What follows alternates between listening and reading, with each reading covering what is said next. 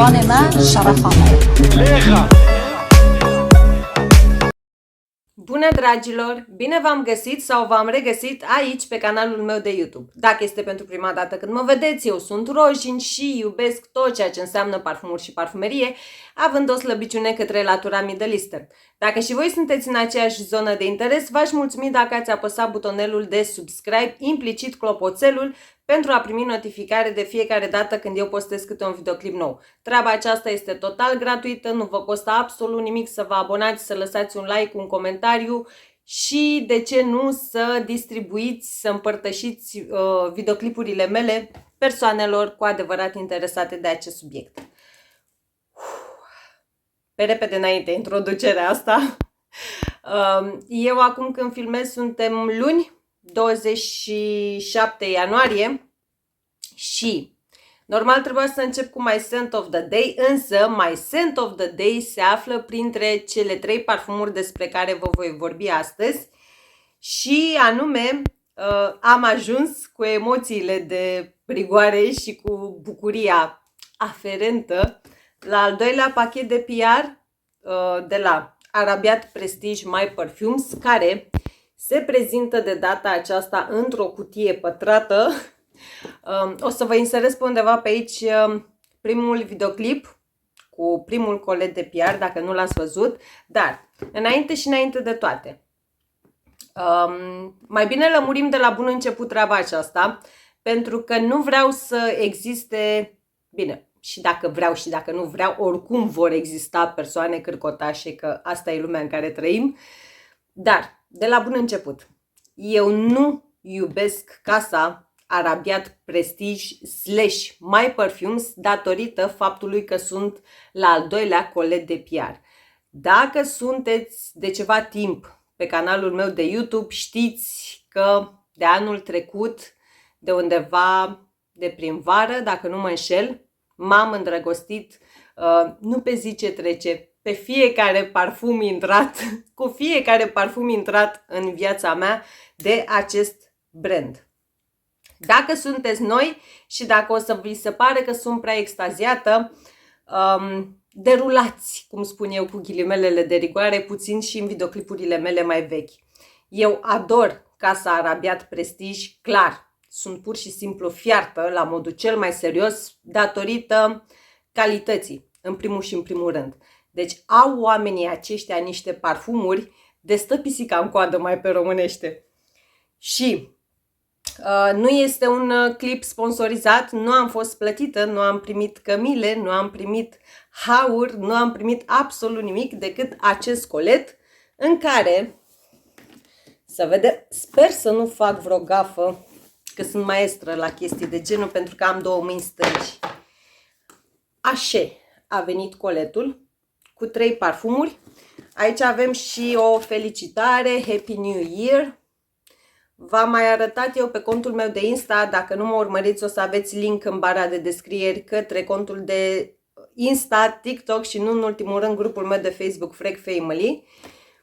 Și așa este felicitarea, cu an nou fericit, realizări și așa mai departe, 2025. Parfumurile sunt de ceva timp în posesia mea, le-am dezboxat. De ce am spus eu termenul acesta? În fine, le-am desigilat, le-am purtat, pe unul dintre ele îl cunosc ca pe tatăl nostru, da, nu a fost nevoie, dar nu a fost nevoie de teste și așa mai departe. Haideți să începem cu Ariz, primul parfum. Și da, o să-mi spuneți, păi bine, vorbim totuși de parfumuri Middle Eastern și gama aceasta costă 250 de lei bucata. Ei bine, în acei 250 de lei primești extra calitate. Dacă ar fi să, nu știu, dacă ar fi să fac o paralelă, dacă ar fi să despic firul în 4 în ceea ce privește raportul calitate-preț, sinceră să fiu, nu știu, parfumurile acestea sunt mult peste alte parfumuri de designer și da, mi-asum ceea ce spun. Începând cu prezentare, atomizor și nu în ultimul rând calitatea mirosului, dacă doriți, felul în care sunt lucrate, plus capitolul performanțe. Dar îl avem aici pe Ariz. O să aveți notele inserate pe ecran, ca de obicei. Ei aici listează fructe roșii uscate, portocale, praline, scorțișoară, iris, heliotropia somie, vanilie, tonka, cedarwood, lemn de santal, labdanum, ambră și mosc. Da? Ei listează cu totul și cu totul alte note față de, dacă nu mă înșel eu, s-ar putea să vorbesc prostie acum. Eu oricum notele pe care le veți avea afișate pe ecran sunt preluate de pe site-ul celor de la dubaicollection.ro.eu sau arabianscent.net, deoarece aceste parfumuri le puteți găsi și acolo, nu numai sub formă full size, le puteți și testa. Puteți comanda mostre și decanturi din ele, ceea ce eu instig de fiecare dată. Testați înainte să achiziționați full size. Pentru că Roche25 va aduce un discount de 10%, inclusiv pentru mostre sau decanturi. Bun, avem aici un sleeve alb. Aceasta este caseta în sine și se deschide așa. Nu știu cum vi se pare, nu știu, mă gândesc că poate anumite persoane ar considera o prezentare prea pe lux și opulență, însă mie îmi place. Mie îmi place maxim, adică sunt genul acela de parfumuri care le poți cadorisi cu ușurință. Sticla în sine pentru mine este o bijuterie, da? Nu știu, mă duce cu gândul către anumite bijuterii din zona aceasta Middle Eastern. Eu una pur și simplu o ador. Deci ador sticluțele acestea. Iar Ariz, cei de la Dubai Collection ni listează ca fiind un parfum inspirat din Bulgari Tiger / Vibrato, Sospiro Vibrato, pentru că, ce să vedeți, și la casele de nișă lumea se inspiră. Da? Bine, este un trend acum și cred că o să mă alătur și eu, adică nu înțeleg de ce anumite persoane, bine, n-am înțeles niciodată, nu că este trendul acum, dar eu am mai spus chestia asta și în trecut, nu știu, adică, de exemplu, dacă Zara se inspiră de la Chanel, nu este nicio problemă. Dacă Tiger se inspiră de la Sospiro Vibrato sau viceversa, din nou nu este nicio problemă. Însă atunci când o casă Middle Eastern se inspiră de la una de designer sau de nișă, este un mare scandal. Dar să depășim momentul.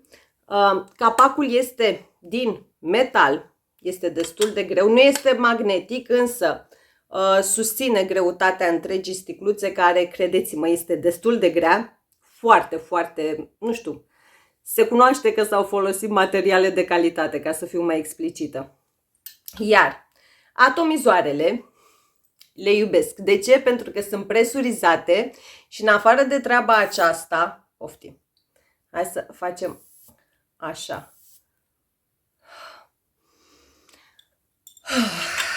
Ariz este și My Scent of the Day, parfumul pe care eu îl port astăzi.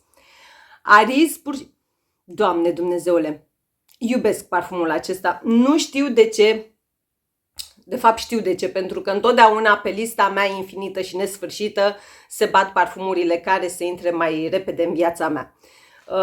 L-am testat în vară, dacă nu mă înșel, la Dubai Collection, dar este genul acela de parfum arabesc care nu miroase arabesc.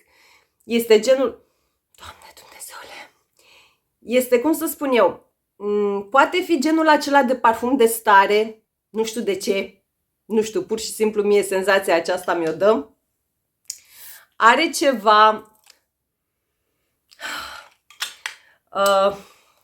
ceva verde, dar nu vă gândiți la genul acela de verde din Cabotin du Gre, dacă zic eu bine. Nu este verdele acela. Este un verde, cum să vă spun eu, este genul acela de parfum fresh, aromatic, dar dulceag ambrat totodată. Are o dulceață ambrată care pur și simplu vine și echilibrează balanța. În opinia mea este genul de parfum total unisex, se așează incredibil de frumos și pe soțul meu. Da, se pare că oricum mai am nevoie de o sticlă din acest parfum deoarece ne cam certăm care să-l poarte, da? Am consumat ceva din el.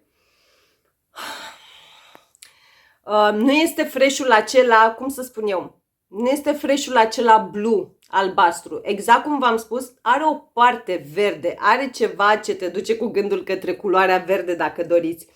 Dar nu este verdele acela crispy, cum se spune, deoarece se îmbină extrem de plăcut cu o parte florală, din care eu una personal, nu știu, nu prea pot pune degetul pe o floare anume, doar din toată această atingere florală, parcă totuși resimt acolo ceva iasomie.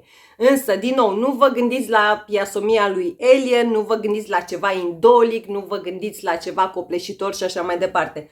Exact cum v-am spus de la bun început, în opinia mea, după percepția mea și după gusturile mele, este fix pe linia de mijloc. Genul acela de parfum total unisex, nu înclină balanța nici către latura feminină, nici către latura masculină. Toată partea aceasta verde, da, eu una o voi denumi în continuare ceva verde, are pe undeva pe acolo și o adiere de grapefruit, însă nu este, din nou, nu este ceva in your face. Și eu am destul de multe inspirații din Bulgari Tiger, cum vreți dumneavoastră să-i spuneți, însă Aris de la Arabiat Prestige cu siguranță este din altă ligă. Este din altă ligă, începând cu prezentarea și încheind cu capitolul performanțe. Vom ajunge un pic mai târziu și la partea de performanțe, însă, nu știu, adică nu-l pot compara, da, mă duce extrem de mult în X parfum inspirat la rândul său din Tiger. Nu, are twistul său personal, are ceva aparte, extrem de rafinat. E genul acela de parfum, nu știu, nu, v-am mai spus eu în alte videoclipuri, nu-ți impune o ținută anume, nu-ți impune o ocazie anume și așa mai departe. Îl poți purta la școală, la birou, la sală și, de ce nu, la o întâlnire de afaceri și nu în ultimul rând, la o întâlnire, la o cină romantică, da? Nu știu, este extrem de versatil, își face simțită prezența, da, cu siguranță. Este genul acela de parfum care atrage atenția, dar într-un mod elegant, dacă mă pot exprima așa. Nu știu, absolut toate notele, toate acordurile se îmbină atât de bine. Face parte din categoria aceea de parfumuri extrem de închegate, cum le spun eu, extrem de rotunde, din care cu greu poți culege anumite note, da? Adică mie una cel puțin, atunci când îl miros, îmi este greu să pun degetul pe ceva anume. Despre asta este vorba când vin și vă spun că un parfum este extrem de bine închegat. Toată partea aceasta verde, dar un verde cu o dulceață ambrată în continuare, da? În continuare eu una așa îl percep. Nu știu, parcă mă și duce cu gândul către un ceai de plante. Are genul acela de... îți conferă senzația aceea de liniște. O să ziceți că am înnebunit complet, dar pur și simplu eu una așa îl percep. Pentru multe persoane poate fi acel parfum de stare, pentru alte persoane cu siguranță poate fi genul de parfum semnătură, adică miroase extrem de scump. Miroase extrem de scump, știu, sună clișeu, și totodată, exact cum v-am spus, este extrem de versatil. Are și un paciuli de tip pământiu, însă nu este ceva să iasă în evidență, nu este ceva să deranjeze, deoarece este foarte bine echilibrat, dacă doriți, de ceva acord de lemn de cedru. Nu știu, pentru mine este genul acela de parfum no-brainer, cum s-ar spune, da? Easy rich. Îl poți purta primăvara, vara, toamna, iarna, oriunde și oricând. Din nou, dacă sunteți pentru prima dată pe canalul meu de YouTube, ei bine, trebuie să știți faptul că eu nu sunt acea iubitoare de parfumuri fresh, verzi sau proaspete sau așa mai departe. Însă, Ariz, nu. Ariz este altceva. Ariz face parte din altă ligă. Și vă spuneam mai devreme, mai înainte, faptul că face parte din altă ligă, inclusiv la capitolul performanțe, pentru că pe pielea mea, da? Știți, partea cu performanțele este subiectivă și diferă de la o persoană la alta. Însă, Ariz, pe pielea mea, are o longevitate de 9 ore, la capitolul proiecție undeva în jur de 3-4 ore și ce m-a dat pe mine pe spate, mai ales că acest parfum face parte din genul acesta, din profilul acesta fresh, dacă dulceți, fresh dacă doriți, este faptul că are un siaj mare, da? Este genul acela de freshi cu trenă lungă. Mai am câteva parfumuri în această zonă, însă Ariz, cu siguranță, încă o dată mă repet, din cele pe care eu le dețin, este numărul 1 la capitolul performanțe. Dacă sunteți în zona Tiger, Sospiro Vibrato sau profilul acesta olfactiv, trebuie, de 3 ori trebuie să testați un decant din Ariz de la Arabiat Prestige. Și da, exact cum v-am spus, este my scent of the day, chiar dacă astăzi nu este o zi de vară cu 40 de grade, da? Încă o dată vă spun, nu știu, nu este un fresh verde și atât. Are și o parte dulce ambrată, are și paciulii acela de tip pământiu care îi conferă oarecum o profunzime aparte. Are și atingerea aceea de lemn de cedru. Este pur și simplu 10 din 10 pentru mine. Și din nou, dacă doriți să cadorisiți pe cineva, dacă știți că aveți în familie sau în cercul de prieteni un domn sau o doamnă, pentru că în continuare, pentru mine, este absolut total unisex. Dacă știți că aveți pe cineva care este în zona aceasta Bulgari Tiger sau Sospiro Vibrato, Ariz de la Arabiat Prestige, Safe Blind Buy pentru a fi făcut cadou. Îmi cer scuze o secundă, v-am mai spus eu în alte videoclipuri, senzația aceea de gât uscat și ca să nu tușesc pe cameră, cum am tușit la ultimul videoclip, beau o leacă de apă. Bun. Următorul, și da, râd pentru că nu credeam să dau cu nasul, între ghilimele, de o altă inspirație pentru Kilian Angels Share, care să mă facă să țin sau să-mi doresc o sticlă full size. Dar a apărut Ariz Intense. Știu că pentru mulți dintre dumneavoastră și eu la rândul meu apar târziu cu acest parfum, însă haideți întâi să vorbim despre prezentare. Din nou, aici pe spate avem notele, cardamom, lemn de cedru, lactonic, da. Iar dumneavoastră veți avea notele inserate de pe site-ul celor de la Dubai Collection. Același sleeve negru. De data aceasta avem o cutiuță, o casetuță haurie, care, am vrut și eu să fac ceva frumos. Îl reluăm. Care se deschide așa.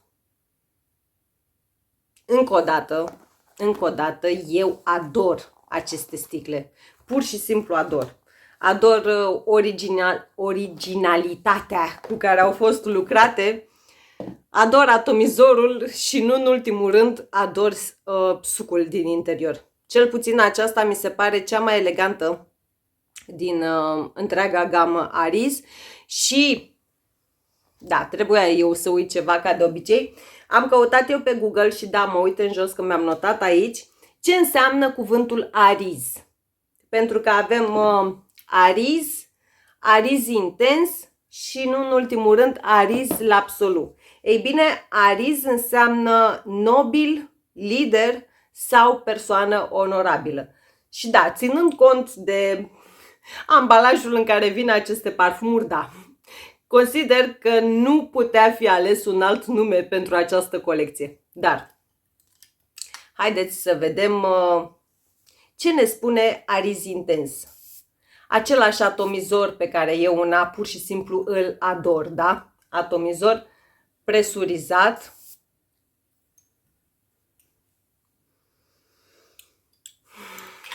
Da. Ești în zona lui Kilian Angel Share, cu siguranță. Cu siguranță. Este, cum să spun eu, acordul buzii din Ariz Intens este o idee mai domolit față de Kilian Angel Share. Este genul acela de parfum intrigant, fără a fi copleșitor, totodată. Nu știu câți dintre dumneavoastră v-ați plictisit sau nu de ADN-ul lui Kilian Angel Share. Eu una încă nu. Încă nu mi-a trecut. Încă nu. Deci, în afara faptului că acordul buzii este o idee mai domolită față de original, ai pe undeva pe aici ceva cardamom. Și din nou, dacă mă urmăriți de ceva timp, știți că pur și simplu sunt fiartă pe cardamom în parfumuri. Ador acordul de cardamom, iar twistul acesta, bine, este unul din twisturi, deoarece, în opinia mea, Ariz Intens este inspirat din Kilian Angel Share, însă vine cu două twisturi personale.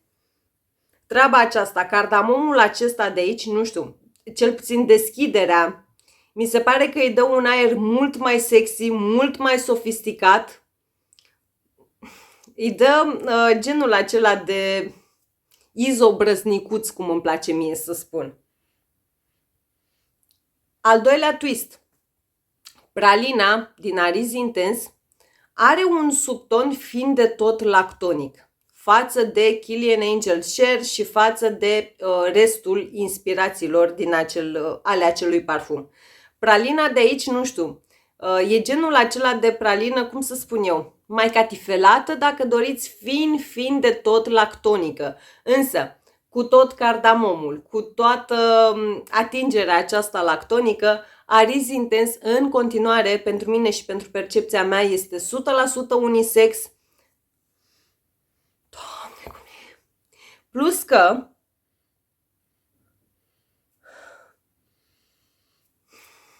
mai e aici ceva ce mă duce cu gândul către un acord de smochină, către genul acela, cu toate că văzusem eu aici, ei listează în notele de vârf frunză de smochin. Ei bine, pentru percepția mea, pentru nasul meu, eu mai degrabă resimt ceva care mi-aduce în fața ochilor o smochină uscată, da? O smochină uscată, o smochină coaptă. O smochină coaptă pe care pur și simplu o deschizi pe din două. Nu știu, nu-mi dă chestia aceea de frunză de smochin. Dar baza acestui parfum, adică eu una ce culeg cel mai bine din dry down-ul final, sunt 3 acorduri, și anume tonka, vanilie și scorțișoară. Mi se pare un pic mai accentuat și factorul acesta spicy, dacă doriți. Scorțișoara de aici parcă o resimt o idee mai accentuată față de OG, cum s-ar spune, inclusiv întreaga sa armată de inspirații. Da, pe ansamblu, fix aceste 3 lucruri, da? Adică nu știu, dacă v-ați plictisit de genul acesta de ADN, testați un decant din Ariz Intens, deoarece, exact cum v-am spus, eu una percep aici 3 twisturi. Da? Treaba aceea, cum am spus eu, cardamomul, da? De la bun început, acordul de cardamom, smochina aceea coaptă și, nu în ultimul rând, acordul acela de pralină, fiind de tot lactonică, da? Are un subton lactonic, și scorțișoara, o idee mai pronunțată. și de fapt sunt 4 twisturi, dar nu mai contează. Din nou, la capitolul performanțe, nu știu ce au făcut cei de la Rabiat Prestige, pentru că față de Ariz, da? Ariz Intens se poate resimți pe pielea mea și după duș. Și vorbesc de genul acela de duș, cum să spun eu, să spunem că mă parfumez dimineața, eu oricum, v-am mai spus și vă repet, eu mi-aplic parfumul atât pe piele cât și pe haine. Nu numai pe haine, nu numai pe piele. Să spunem că mi-aplic parfumul undeva dimineața, în jur de ora 8 și să spunem că sunt plecată până la ora 7 seara, da? Adică mai pe românește sar de dușul de după amiază. Ei bine, seara când vin și îmi fac un duș, pot resimți parfumul acesta și atunci, și imediat după ce ies din duș. Da? La capitolul proiecție, din nou am rămas șocată, pentru că Ariz Intens proiectează undeva la 4 ore, siajul din nou este unul mare. Gama aceasta Ariz, nu știu, vorbim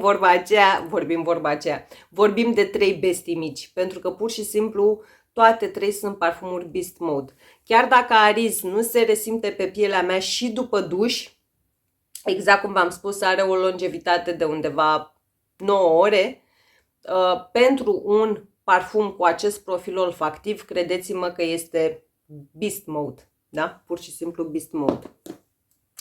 Și ultimul, dar nu cel din urmă, și l-am lăsat la final pe Ariz L'Absolu, deoarece cred că v-am făcut capul calendar cu acest parfum.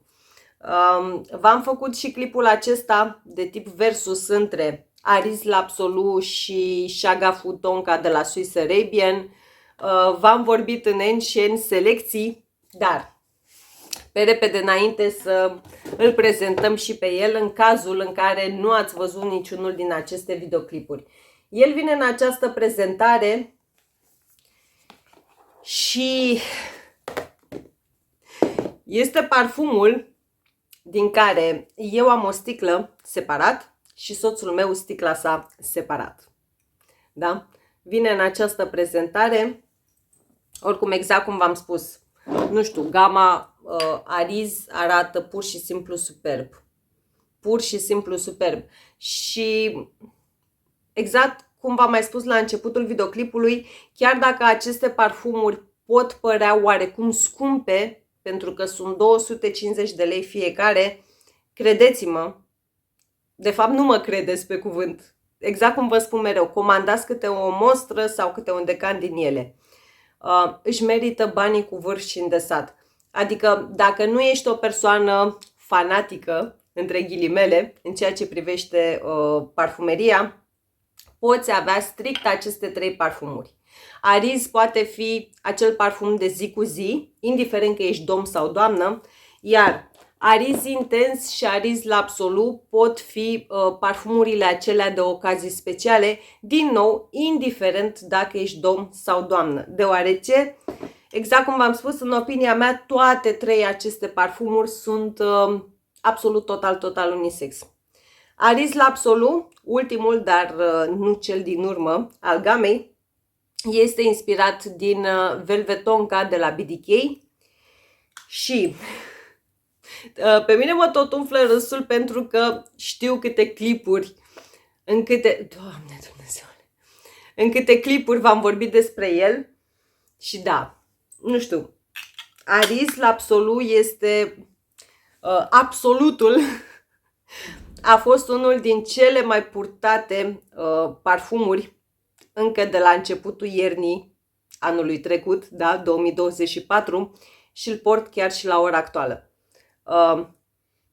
Este acel gurmand cozy, dens, care cu siguranță, nu știu, pot exista persoane cărora să nu le placă acest profil olfactiv, deoarece ai multe migdale, dar foarte multe migdale. Și dacă nu ești obișnuit sau obișnuită cu acest acord, s-ar putea să nu știu, când îl pulverizezi pentru prima dată să simți că cineva ți-a dat un pumn în față. Pentru că, din nou, și el este un beast mode, da? Hai că încep cu performanțele. El se resimte pe pielea mea și după duș. Domnul de aici proiectează 4 ore, are un siaj mare, este pur și simplu bombă-bombiță, dar acea bombă-bombiță cu boabe tonca și migdale. V-am mai spus eu de fiecare dată când l-am adus în discuție aici pe canalul meu de YouTube că pe mine una mă duce foarte, foarte, foarte tare cu gândul către acest desert Middle Eastern în speță turcesc și anume Sheker Pare. Pentru mine, atât BDK Velvet Tonka cât și Aris L'Absolu miros extrem de asemănător cu acel desert. Dar nu este genul acela de parfum gurmand, cum să spun eu, miroșa cofetărie pe 2 picioare, cum vă mai spun eu în alte situații în legătură cu alte parfumuri. Nu, Aris L'Absolu miroase rafinat, miroase altfel, miroase elegant, miroase seducător, are ceva aparte. Este, dacă doriți, cum să spun eu, este ca și cum ești într-un local de 5 stele și servește acel desert, acel Sheker Pare, iar undeva, câteva mese mai în spate, da, undeva în fundal, undeva în spatele tău, cineva savurează un trabuc cu vanilie. Pentru că se resimte destul de bine și adierea aceea fină de tutun, însă nu este tutunul acela aspru, ci mai degrabă genul acela de tutun dulceag, dacă mă pot exprima așa. Foarte, foarte fain. Nu știu, pentru mine este 1000 din 10. A fost unul din favoritele iernii și este în continuare. Nu știu, Aris L'Absolu, dacă iubești BDK Velvet Tonka, exact cum v-am spus și în acest videoclip, uită de Shaga Food Tonka de la Swiss Arabian și testează Aris L'Absolu. Pur și simplu, nu știu. Este exact cum v-am spus, beast mode, dar nu știu, pentru mine una e cu dute vino dacă doriți și treaba aceasta cu parfumurile beast mode, pentru că pot fi, adică degeaba un parfum este beast mode dacă are și ceva sintetic în el, dacă are și ceva ascuțit sau așa mai departe. De aceea spun și insist și accentuez faptul că gama Aris este next level din toate punctele de vedere. Și încă o dată vă repet ceea ce începusem să vă spun în deschiderea acestui videoclip, în introducere, faptul că această casă, Arabiat Prestige / My Perfumes, nu știu, are ceva aparte, are un rafinament aparte, este pur și simplu altfel față de absolut toate celelalte case Middle Eastern. Nu spun neapărat că nu mai iubesc casa X sau Y. Nu spun toate acestea încă o dată, datorită faptului că aceste parfumuri au venit într-un colet PR. Nu. Eu am devenit fan al acestor parfumuri fără colete PR. Le-am descoperit anul trecut în vară, când cei de la Dubai Collection au început să comercializeze această casă Middle Eastern și pe zi ce trece, nu știu, în curând o să fac și genul acela de videoclip, top 10 Arabiat Prestige plus top 10 My Perfumes, pentru că, exact cum v-am spus, niciunul din, și nu numai aceste 3 parfumuri, pentru că, din nou, dacă mă urmăriți, știți că am mult mai multe parfumuri de la acest brand. Absolut niciunul din el în deschidere nu a avut iz alcoolic, nu am probleme cu performanțele, aș putea spune că toate sunt, hai să nu exagerez, că poate mai sunt câteva care nu se resimt pe pielea mea și după duș, ceea ce până la urma urmei e ceva normal, adică, nu știu, am început să apreciez și să văd altfel parfumurile, pentru că de multe ori, eu, de exemplu, după dușul de după amiază, dacă port acest parfum sau acesta, și după acel duș mi-aplic cu totul altceva, eu le voi resimți în continuare și poate că nu vreau lucrul acesta. Deci de asta spun că treaba asta cu Beast Mode e o chestie cu du-te vino. Depinde ce parfum cauți tu în momentul acela. Dar exact cum v-am spus, nu am găsit până acum un parfum al casei Arabiat Prestige / My Perfumes care să aibă is sintetic, să aibă alcool în deschidere sau să, nu știu, să curgă din parfum, să fie ceva probleme la sticlă sau așa mai departe. În opinia mea, asta ca o încheiere, în opinia mea, din păcate, Casa Arabiat Prestige este oarecum underrated, cum se spune, da? Nu știu, consider că merită mult mai multă atenție. Consider că ar merita măcar ca lumea să testeze, nu să cumpere full size.